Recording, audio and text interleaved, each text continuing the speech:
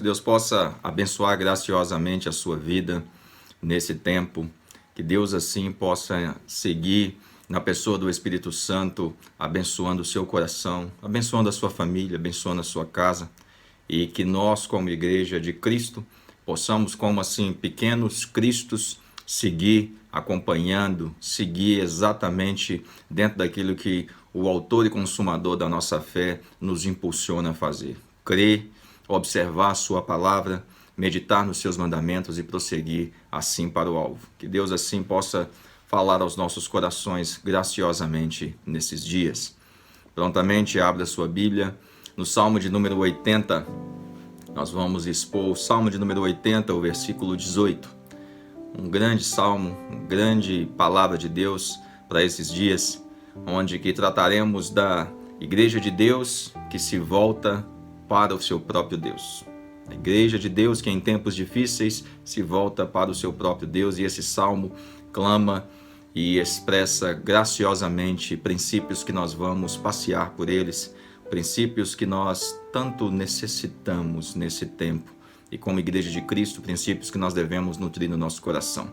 Salmo de número 80, versículo 18, diz assim: vivifica-nos, e invocaremos o teu nome. Oremos. Senhor, nós te louvamos pela tua bondade, pela tua graça, Deus, nesse tempo. Que o Senhor possa nos direcionar com a tua bondade, que o Senhor possa nos direcionar de forma graciosa, como o Senhor sempre tem feito. Te louvamos como igreja, ó Deus, e que o Senhor siga nos direcionando, siga falando aos nossos corações, e que através da tua palavra lida aqui e agora sendo exposta, ó Deus, com fidelidade conforme as Escrituras, que o Senhor, na pessoa do Espírito Santo, aplique essa palavra profundamente nos nossos corações, como a tua igreja que se volta para ti, a tua igreja que te busca, a tua igreja, Deus, que se prostra e te adora, a tua igreja que reunida está aqui para glorificar e exaltar o teu santo e precioso nome. Nós oramos a ti, Deus, crendo que o Senhor falará conosco nesses dias, no nome de Jesus. Amém. Meus irmãos, esse salmo é muito precioso. Ele diz assim, desse tempo tão gracioso, no tempo em que o povo vivia, ele determina algumas coisas bem importantes. O salmista começa dizendo: e assim não nos apartaremos de ti, vivifica-nos e invocaremos o teu nome. Charles Spurgeon, um grande príncipe dos pregadores, ele fala muito bem sobre esse salmo, e ele, dentro de uma de suas preleções, dentro de uma de suas também, dentro dos seus comentários, ele fala muito sobre esse salmo, e ele diz assim, ele chama esse salmo de o cântico sobre os lírios. E graciosamente ele ainda fala que esse título, um cântico sobre os lírios, ele chama isso de charmoso, um título charmoso. E ele vai um pouco mais além ainda quando ele relata que este salmo ele é um testemunho da igreja como um lírio, não somente num lugar aconchegante, mas a igreja como sendo um lírio em meio aos espinhos, entre os espinhos. Esta é a igreja. Esta é a igreja, uma bela flor, um belo lírio em meio a lugares tortuosos, em meio a situações difíceis. Ele segue ainda dizendo que é algo, quando olhamos para esse cenário, um lírio em meio a espinhos, ele segue dizendo que esse é um cenário difícil de preservação, de guardar exatamente. Mas a beleza do lírio, ela sempre estará ameaçada em meio a esses espinhos, isso é fato. Sempre estará ameaçada. Porém, ela estando ali como sendo um lírio em meio aos espinhos, não é qualquer um que consegue tocar. Não é qualquer um que consegue tomar esse lírio e realmente levá-lo de assalto. Os espinhos funcionam, de certa forma, como uma proteção. Mas, enfim, o Salmo, partindo um pouco mais para alguma introdução com relação a esse salmo, ao nosso pano de fundo, é um salmo que é caracterizado também por um pedido de restauração e vivificação, trazer vida novamente. Nos versículos 1, versículo 3, versículo 7, versículo 19 também fala exatamente sobre isso, e nós vamos discorrer um pouco mais.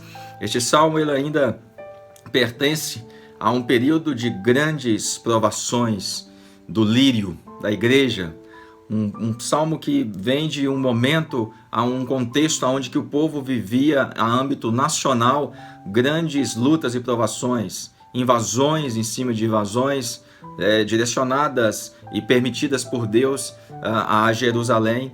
Quando olhamos para 1 Reis, capítulo 14, versículos 25 a 26, a invasão de Sisaque, a invasão também do cativeiro babilônio com a mão de ferro, leva ali o povo para um cativeiro de 70 anos, um período muito difícil, onde que vários profetas puderam se levantar e foram trazendo palavras de Deus. E aqui nós percebemos que o salmista também, Asaf, ele discorre um pouco sobre isso. Um tempo assim de enormes destruições mesmo, no sentido de estrutura, os muros da cidade, as cidades, o templo de uma maneira geral, destruições morais, físicas, psicológicas, em vários âmbitos.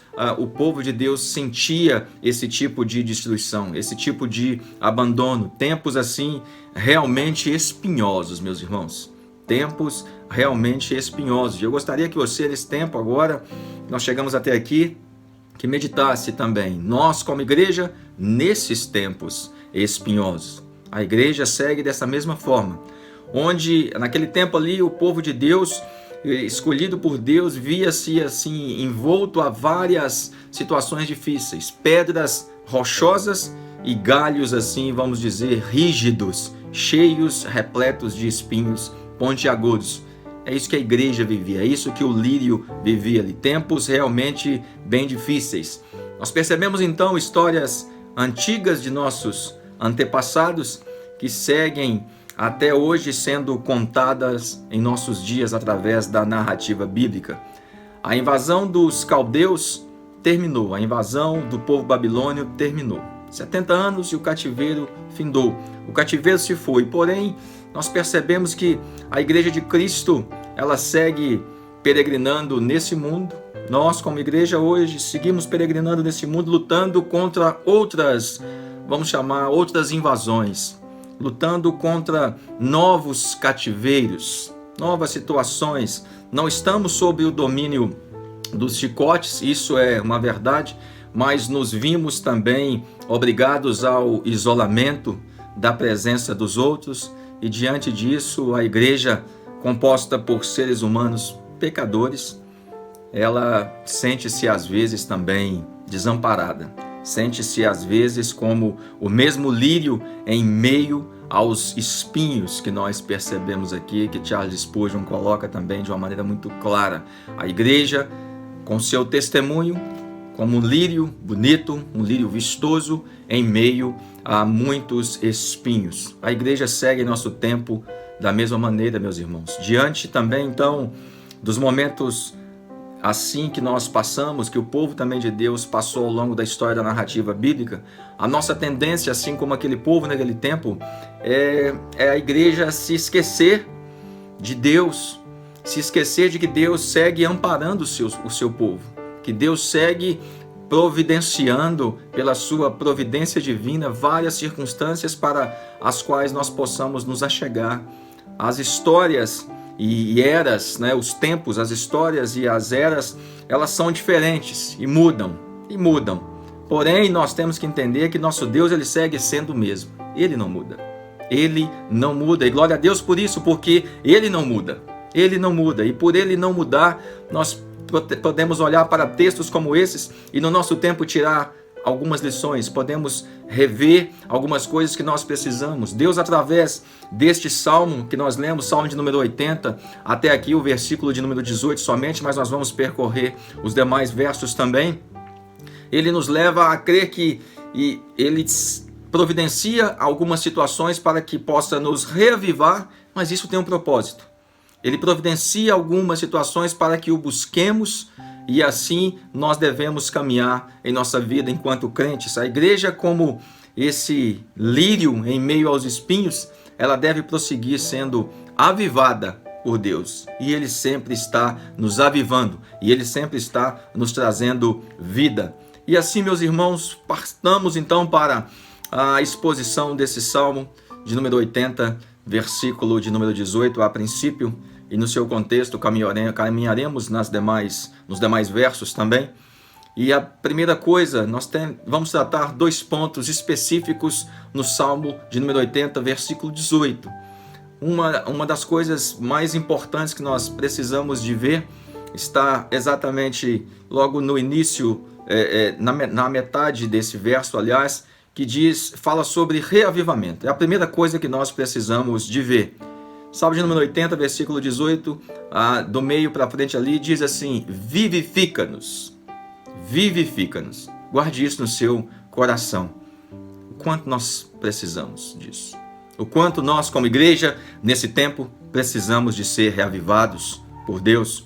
E esse salmo, falando sobre isso, ele faz um apelo em um momento de uma sensação de profunda distância de Deus. O salmista Asaf, ele expressa aqui um sentimento assim intenso e um desejo de que Deus venha até o seu povo com um propósito de restituir-lhes a vida. Ele coloca isso desta maneira: vivifica-nos, Senhor. Ele pede isso e ele pede ali que Deus assim os reanime, que Deus assim os avive novamente. Então, o salmista Asaf, ele coloca isso: restitui-nos, ó Deus, a vida, reanima-nos novamente, aviva-nos. Nós precisamos disso. Um pedido assim extremamente relevante diante da situação que o povo vivia. Isso é óbvio. Um desespero com relação ao cativeiro, e o povo expõe as suas necessidades e eles tentam de algum momento ali assim se voltar para Deus. Isso na pessoa do salmista. Ele coloca isso exatamente no plural: vivifica-nos diante desse desespero, diante dessa situação a qual nós estamos envoltos, meu Senhor. O salmista, ele clama de forma específica: reanima o teu povo, Senhor. Reanima o teu povo está desanimado, o teu povo está precisando de uma vida, mas é uma vida que venha do Senhor. Por isso nós pedimos ao Senhor: vivifica-nos. O seu pedido é para que haja um reavivamento. Asaf escreve isso claramente, pois algo estava morto e precisava ser renovado. E eu reservei uma parte um pouco mais ainda interessante, onde que vai falar de um grande avivalista chamado Jonathan Edwards. Muitos de nós conhecemos essa figura, e exatamente nesse momento ele trata de uma circunstância com relação a esse reavivamento, onde que ele coloca algumas coisas bem importantes que nós precisamos também de rever quanto ao reavivamento, quanto a esse momento de Deus nos reavivar, de Deus trazer novamente vida aos nossos corações. Precisamos de alguns pressupostos, precisamos de algumas bases para que isso possa acontecer em nossa vida, e ele cita algumas delas para poder nos alencar. Jonathan Edwards, um teólogo e pastor também, calvinista norte-americano, que serviu no período dos primeiros grandes despertamentos espirituais, dos primeiros grandes reavivamentos nas décadas do ano de 1730 a 1740 principalmente. E ali nesse tempo ele escreve uma grande obra, ele escreve um grande tratado, um grande momento, e ele coloca isso no papel, falando sobre as marcas distintivas de uma obra do Espírito de Deus, como sendo um reavivamento. E uma análise muito clara, ele diz que é necessário para que um avivamento aconteça, e nesse sentido, para que possamos analisar esse reavivamento como sendo algo verídico, como algo notório, precisa apresentar algumas coisas. Ele diz o seguinte: tanto para dar início quanto para conservar o avivamento, é necessária a ênfase na oração, é a primeira coisa. Ele segue dizendo: é necessário também o conhecimento da palavra de Deus, é a segunda coisa. Ele segue dizendo: é necessário ainda a prática da palavra de Deus. E por último, é necessário ainda o testemunho de uma vida santa. Um testemunho de uma vida santa. Então ele cita 4 coisas. É necessário ênfase na oração, é necessário o conhecimento da palavra de Deus, é necessário a prática da palavra de Deus, e é necessário o testemunho de uma vida santa. O povo estava, meu irmão, no cativeiro. Por isso, nós percebemos que podemos entender claramente que o povo perdeu essas características que Jonathan Edwards também cita aqui. O povo perdeu, por isso foi para o cativeiro. Eles perderam o caminho da oração, eles perderam o conhecimento da palavra de Deus, eles perderam a prática da palavra de Deus e, acima de tudo, perderam também o testemunho de uma vida santa. Não se importavam com aquilo que Deus estava lhes dizendo, não se importavam com aquilo que Deus estava colocando aos seus corações ali naquele momento, porque Deus enviou muitos recados através de outros profetas. Olha, vai acontecer, a grande mão de ferro vai os pegar, vai os levar. E o povo não se atentou para isso. O povo perdeu realmente essas características. Por isso, quando olhamos o salmista Asaf, ele pede ao Senhor: vivifica-nos, Senhor. Nós perdemos tais coisas. Nós perdemos coisas bem importantes. O pecado havia levado o povo para o cativeiro, meus irmãos. Eles haviam perdido princípios essenciais no relacionamento com Deus. Eles haviam perdido princípios primordiais. E no contexto desse salmo, além do versículo 18, partamos então para o contexto do salmo, nós vamos perceber as consequências dessa perda. Acompanhem comigo os versos ainda de número 4, a princípio. O verso número 4 diz assim: Ó Senhor Deus dos exércitos, até quando te indignarás contra a oração do teu povo? Esse é o verso número 4. Aqui o salmista está colocando claramente: nós temos algumas consequências. O Senhor está indignado conosco. O Senhor está indignado conosco. Olha o verso número 5, ele diz assim: Tu os alimentaste com pão de lágrimas e lhes deste a beber lágrimas em abundância. Deus estava fazendo o povo chorar. Deus estava levando o povo ao pranto, ao clamor. Deus estava fazendo isso. Algumas consequências daquilo que o povo estava vivendo ali no cativeiro. Olha o verso 6, um pouco mais no contexto ainda, ele diz assim: Tu nos fazes objeto de escárnio entre os nossos vizinhos, e os nossos inimigos zombam de nós entre si. Deus estava fazendo com que o povo passasse vergonha. Vergonha. Onde está o teu Deus? Que livra vocês de todas as coisas. Vocês estão agora no cativeiro? Onde está o teu Deus? Zombaria. O verso número 12, uma outra consequência: Por que lhe derrubaste as cercas para que os viandantes a saqueiem? Aqui está falando da cidade.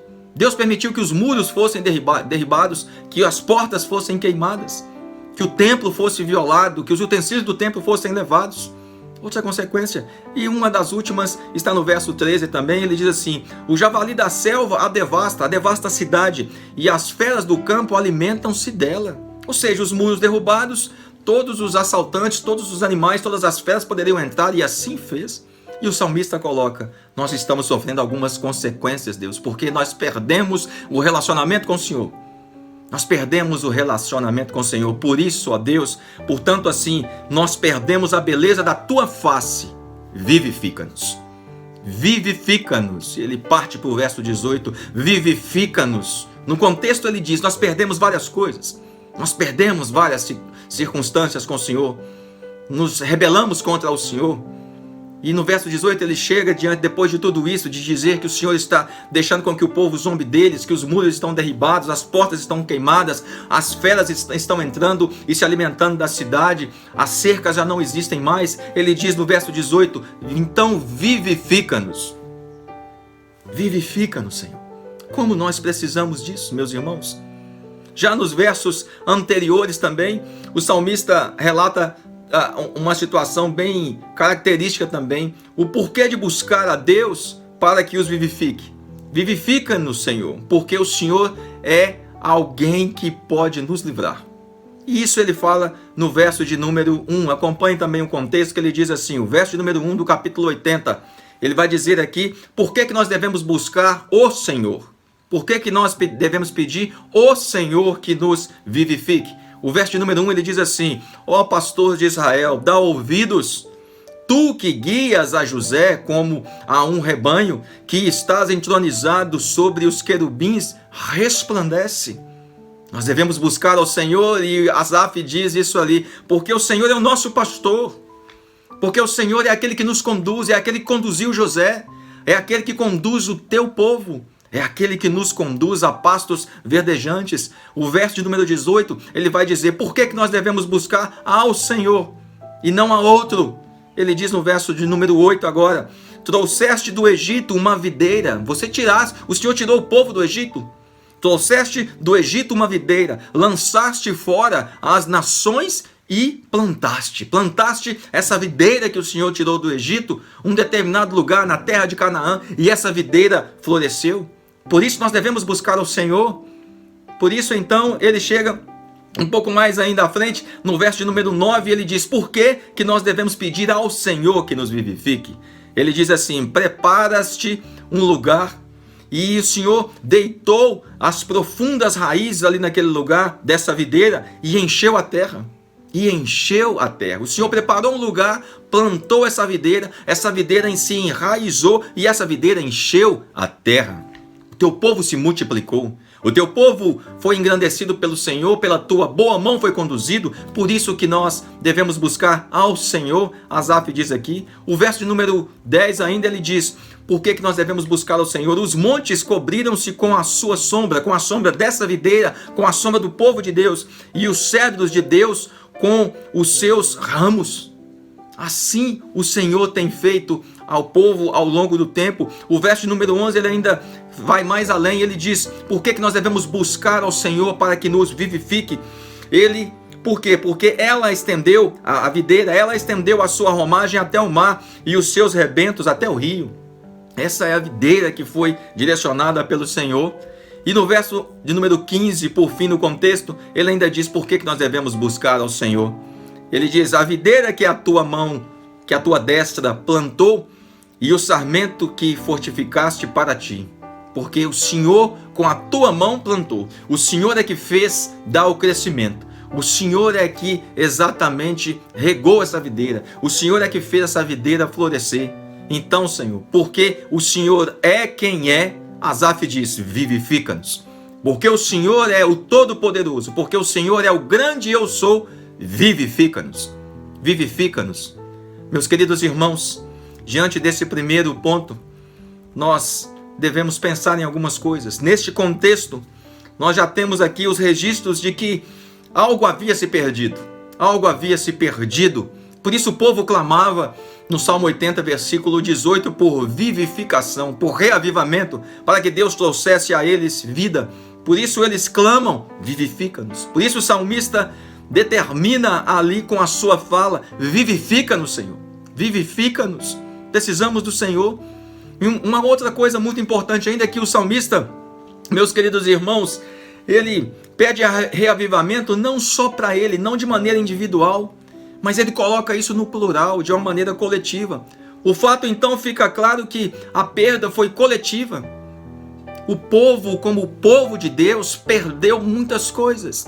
Ou seja, o pecado havia se alastrado de tal maneira que o povo já não buscava mais a Deus. O povo não buscou a Deus e por isso exatamente Deus usou a sua mão potente sobre a vida daquele povo. Mas Asaf clama aqui, ele pede: vivifica-nos, vivifica nós, vivifica o teu povo, não somente a mim, mas vivifica-nos, Senhor. O que nos leva a entender então, meus irmãos, que todos perderam algumas coisas. Todos perderam aqueles princípios, ou parte daqueles princípios que Jonathan Edwards citou ali. Perderam o caminho da oração, perderam o caminho da face de Deus, não buscavam mais a Deus. Mesmo assim, que apenas um estivesse clamando por reavivamento, o reavivamento precisaria alcançar a todos. E o salmista diz: vivifica-nos, Senhor.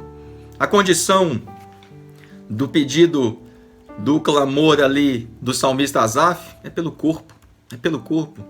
Era a busca pela necessidade do corpo. A necessidade do corpo ali como igreja, do povo de Deus. O reavivamento ele deveria ser completo. Vivifica todo o teu povo. Renova o teu povo, Deus. A frase vivifica-nos também é reflexo de algo muito conhecido no nosso meio, meus irmãos, e que deve ser algo notório. A frase vivifica-nos nos remete também ao arrependimento. Ao arrependimento. O povo não somente havia caído nas mãos daqueles homens perversos, mas também eles estavam longe da maravilhosa graça de Deus. Estavam longe do Senhor, estavam longe. Então o salmista clama com isso: vivifica-nos, Senhor. Faça-nos refletir sobre os acontecimentos que nos trouxeram até aqui. Faça-nos refletir sobre isso. Faça-nos pensar, Senhor, quanto aos nossos comportamentos, quanto que eles nos afastaram do Senhor, quanto que nosso mau testemunho nos afastou do Senhor. E após fazer esta análise, que nós possamos pensar, meus queridos irmãos, um pouco sobre isso, que nós possamos verificar. Certamente nós precisamos de trilhar o caminho do arrependimento, assim como o povo de Israel naquele tempo em cativeiro trilhou. Certamente nós precisamos trilhar o caminho do perdão. Certamente nós precisamos trilhar o caminho da edificação. Meus queridos irmãos, o arrependimento, ele deve anteceder esse reavivamento. Esse momento em que Deus poderá olhar para nós e realmente estender a sua mão potente sobre nós e nos reavivar, nos reanimar, nos trazer nova vida, nos trazer mais vida nele, nos trazer momentos de profundo relacionamento com ele. Uma mudança de atitude com respeito aos nossos pecados deve acontecer. O arrependimento, ele exige que nos humilhemos e nos voltemos para Deus, que nos humilhemos quanto aos nossos pecados.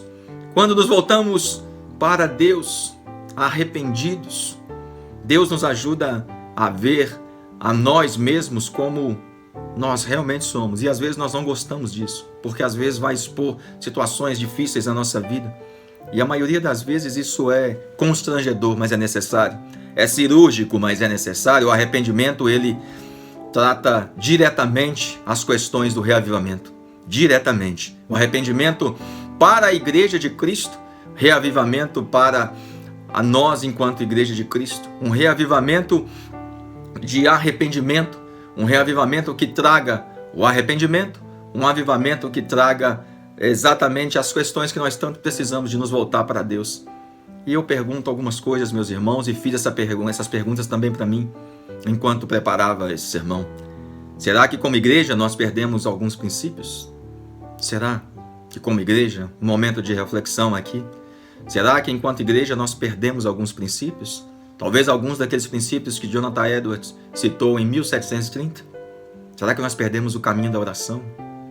Será que nós perdemos o caminho do relacionamento com Deus? Será que nós perdemos o testemunho de uma vida santa? Será que nós como igreja estamos desacreditados nesse tempo? Será, meus irmãos? Será que nós temos perdido alguns princípios assim? E se nós perdemos, quais foram? Quais que nós perdemos? A palavra de Deus em Apocalipse diz assim: lembra-te de onde caíste. Nós devemos lembrar enquanto igreja. Aquelas cartas ali em Apocalipse foram escritas para as igrejas, para momentos aos quais a igreja estava vivendo. E ali refletem muitas coisas que nós, enquanto igreja, padecemos ao longo desse tempo, desde a primeira vinda de nosso Salvador. E ali no Apocalipse cita: lembra de onde caíste. Será que nós perdemos algumas coisas, meus irmãos? E o que perdemos? Quais foram os princípios? E a última pergunta que eu tenho dentro desse tema ainda: por que nós perdemos? Por que será que nós perdemos? Isso é passível de reflexão. E então, assim como o salmista Asaf também clama ali, depois de fazer essa reflexão que nós fizemos aqui hoje, para nós enquanto igreja local, para nós enquanto igreja de Cristo na face da terra, peregrinos aqui nessa terra, nós também então devemos clamar: vivifica-nos. Vivifica-nos nesses dias, vivifica-nos, contempla-nos com a tua face, contempla-nos, ó Deus, precisamos de ti, precisamos que o Senhor venha e nos vivifique, faça o que deve ser feito, trazendo arrependimento ao nosso coração na pessoa única do Espírito Santo, porque a Bíblia diz que Ele é o único que convence do pecado, da justiça e do juízo. Então vivifica-nos, Senhor. E fazendo isso, meus queridos irmãos, cremos que Deus falará ao nosso coração. Até aqui então, o salmista Asaf, ele coloca nesse versículo 18, o primeiro ponto: vivifica-nos, traga-nos o reavivamento. Feito isso, o salmista prossegue para o segundo e último ponto que eu quero tratar também dentro desse salmo de número 80, versículo 18. O propósito do avivamento. Se ele pede: vivifica-nos, Senhor, traga-nos, reanima-nos novamente, isso tem que ter um propósito. Mas aqui o salmista vai dizer algo ainda mais excepcional, ainda mais relevante. E ele diz assim no restante do verso de número 18. Eu vou ler todo o verso como uma forma da gente poder se situar um pouco mais. Ele diz assim: e assim não nos apartaremos de ti, vivifica-nos e invocaremos o teu nome. Em primeiro lugar, ele pede: vivifica-nos, Senhor. Nós precisamos desse reavivamento, mas isso tem um propósito, para invocar o teu nome. E ele diz: e invocaremos, depois de sermos avivados, depois de sermos reavivados pelo Senhor, invocaremos o teu nome. O único, meus irmãos, o único propósito da busca pelo reavivamento, visando assim esse amparo de Deus, visando se voltar para Deus, é apenas e exclusivamente este: vivifica-nos para invocarmos o teu nome, para glorificarmos ao teu nome, para chamarmos pelo Senhor, para clamarmos pelo Senhor. O que significa então invocar? Um pouco mais dentro de suas determinações e definições da palavra invocar. Invocar significa clamar, chamar em auxílio através de uma prece, de uma súplica, suplicar a proteção de alguém, implorar para que isso aconteça, citar em seu favor, citar em nosso favor, citar em favor daqueles que estão clamando para que o Senhor possa realizar, fazer com que algo sobrenatural fique presente em nossas vidas. Isso é invocar. Isso é invocar em sua determinação. Quando passeamos um pouco agora pelas Escrituras, um pouco mais para trazermos mais robustez à questão do invocar o nome do Senhor, acompanhe comigo em Gênesis capítulo 4, versículo 26. Esse texto ele é primordial para entendermos por que nós devemos invocar o nome do Senhor e como devemos fazê-lo. Diz assim: a Sete, a linhagem de Sete, também nasceu um filho, a quem pôs o nome de Enos. Guarde bem essa outra parte agora. Foi nesse tempo que os homens começaram a invocar o nome do Senhor. Foi nesse tempo que os homens começaram a invocar o nome do Senhor. Meus queridos, a adoração a Deus começou nessa era, nesse tempo. Enos, filho de Sete, da linhagem de Abel. E o interessante é que nós olhamos um pouco mais ainda o nome, o significado do nome Enos, significa algo assim interessante, para poder dizer que aqueles que começaram a invocar o nome do Senhor não foram homens relativamente fortes, homens que estavam mais à frente de algumas circunstâncias, não. O nome Enos significa fraqueza, significa fragilidade. Então, meus irmãos, o homem fraco e frágil deu início à adoração pública a Deus, começou a invocar o nome do Senhor. Começou a invocar o nome do Senhor, assim como Abrão ia fazer um pouco mais adiante. Assim como Abrão ia fazer lá no capítulo 12 em diante, invocando o nome do Senhor. Mas isso que Abraão fez lá no 12, lá no 4, começou. Porque o povo começou a invocar o nome do Senhor. Um homem aparentemente frágil. Quando olhamos para a linhagem, não agora de Abel, mas a linhagem de Caim, nós vemos assim prósperos desenvolvimentos culturais, desenvolvimentos artísticos, artífices fazendo ferramentas, várias situações. Mas o povo declara da linhagem de Caim cada vez mais que não precisava de Deus. Cada vez mais que não precisava de Deus. Na linhagem de Sete e o seu filho Enos ali para frente, nós vemos pessoas fracas, pessoas que não tinham nem tantas habilidades, não eram tão proeminentes nas sociedades ali. Um mero vapor, como foi a vida do próprio Abel, como foi a vida do próprio Abel, que foi assassinado por seu irmão Caim. Mas essa geração, a partir de Enos ali, a geração de Sete ali, o povo invocava o nome do Senhor. Não tinham tantas habilidades, mas invocavam o nome do Senhor. Faziam do Senhor o centro de suas vidas. Oravam e adoravam o Deus Todo-Poderoso. E eu reservei um comentário de um grande teólogo.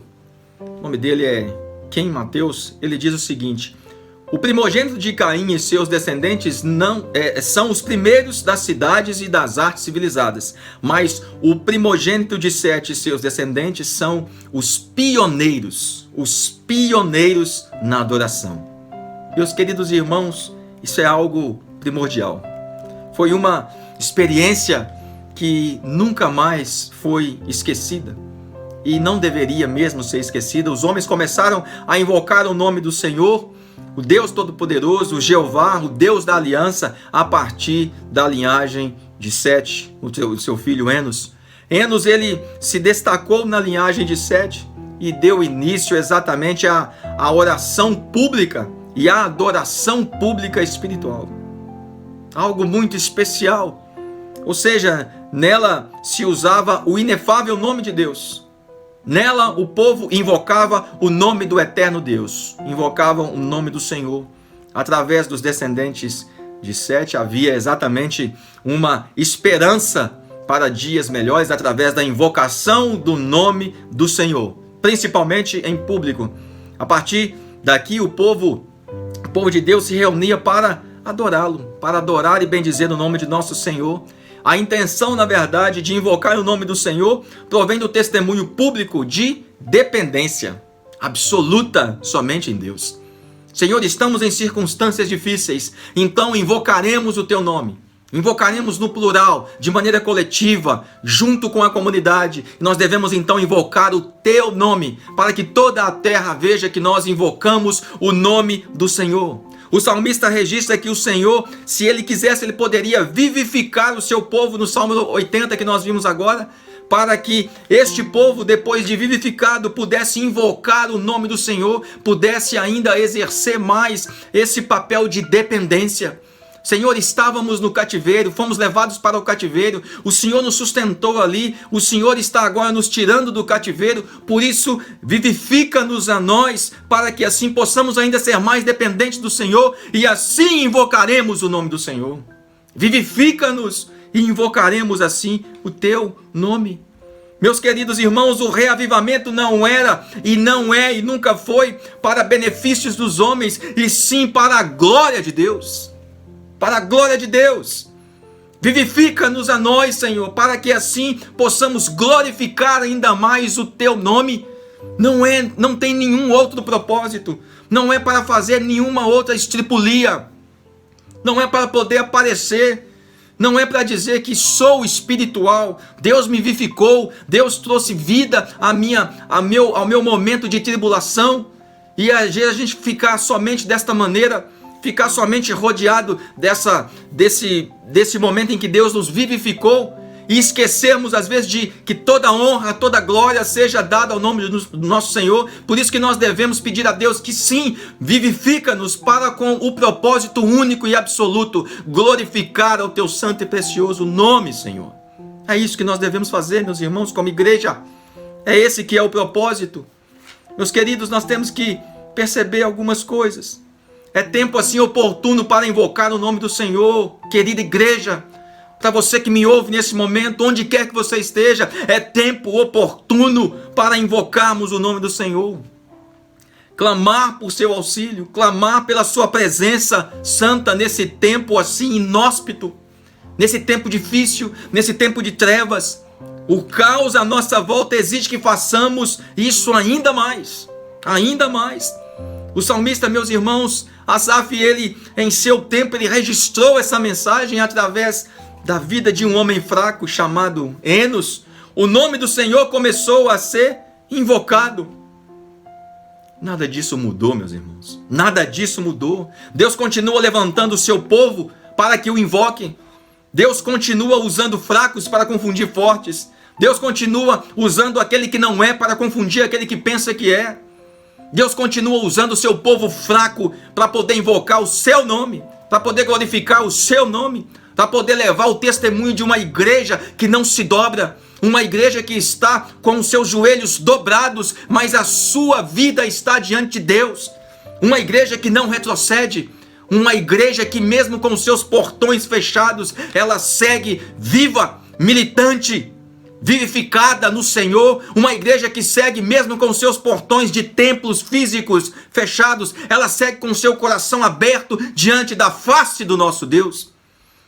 Uma igreja que segue militante, uma igreja que segue adorando, uma igreja que segue ainda mais forte, uma igreja que segue ainda mais intrépida na oração, uma igreja que não perdeu os seus princípios, uma igreja que testemunha, uma igreja que vive, que busca a palavra de Deus, uma igreja que exatamente está executando o seu papel de, numa sociedade relevante, levar a palavra viva, a palavra fiel de Deus para aqueles que necessitam, principalmente nesse momento de esperança que nós tanto precisamos. Palavra de esperança, palavra de fé, palavras que venham a alimentar o coração de um povo que está em meio ao caos.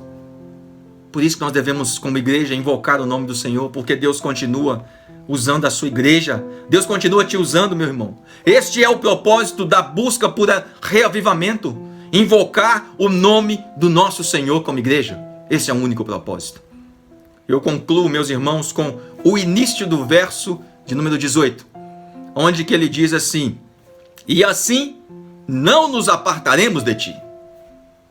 Nós concluímos dessa maneira: não nos apartaremos de ti, Senhor. Por quê? Porque o Senhor nos vivificou, o Senhor nos trouxe vida, o Senhor, como Deus que é todo-poderoso, o Senhor que nos tirou do Egito com a tua forte mão. Nós assim clamamos para que o Senhor nos vivificasse, e o Senhor nos vivificou, e nós, em contrapartida, invocamos o teu nome, glorificamos o teu nome. Por isso, Deus, não nos apartaremos de ti. Para onde iremos? Para onde iremos se só o Senhor tem palavras de vida eterna? Para onde nós iremos, meus irmãos? Para onde nós fugiremos? Não temos como fugir. E glória a Deus que não temos como fugir senão para os braços de nosso Senhor. Não temos como fugir senão para a presença poderosa de nosso Deus. Não nos apartaremos de ti, Senhor. Não nos apartaremos.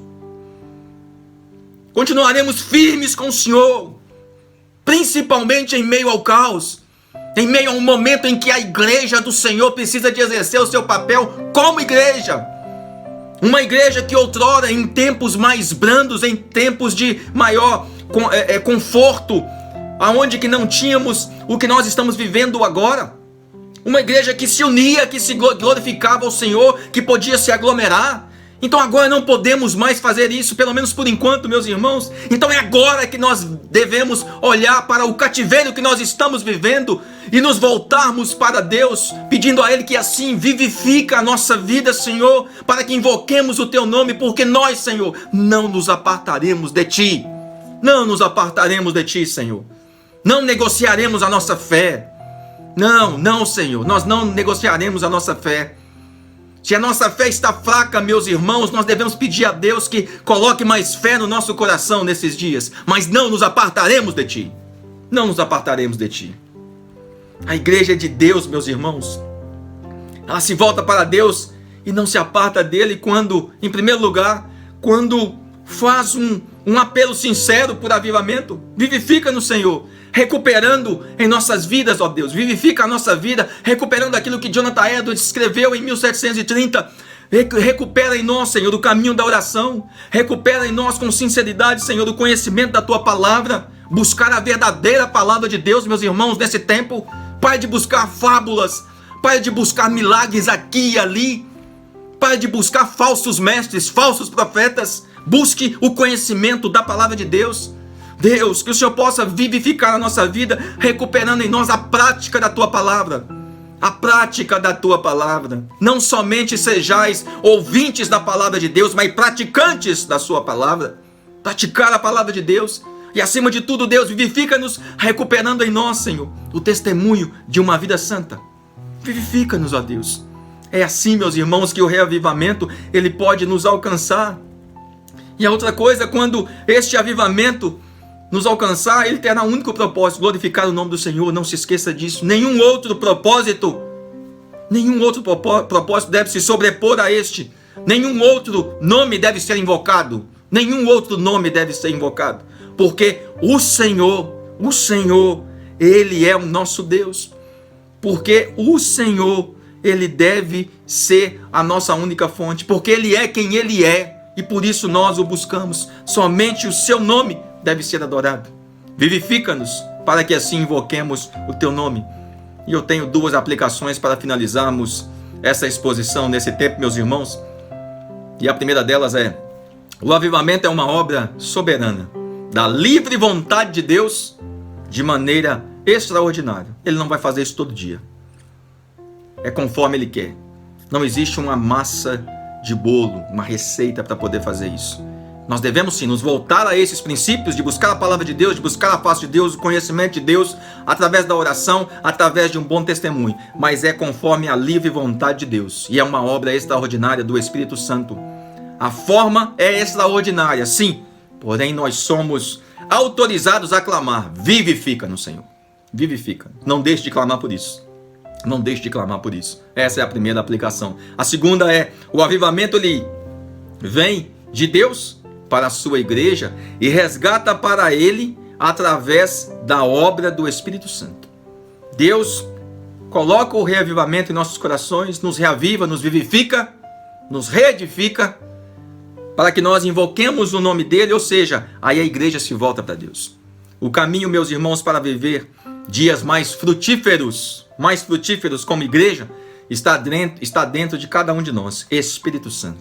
Peça ao Espírito Santo para que reanime o seu coração, para que traga ao seu coração exatamente esses princípios transformadores que estão aí dentro de você através da pessoa do Espírito Santo. Nós, como igreja, meus irmãos, precisamos assim invocar o nome de nosso Senhor Jesus.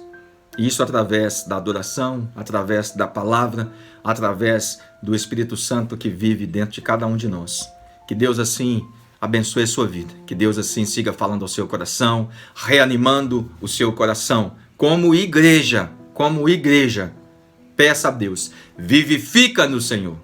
Vivifica-nos e invocaremos o teu nome e não nos apartaremos de ti. Eu quero orar por você. Deus, te louvamos por tudo, pela tua bondade e graça.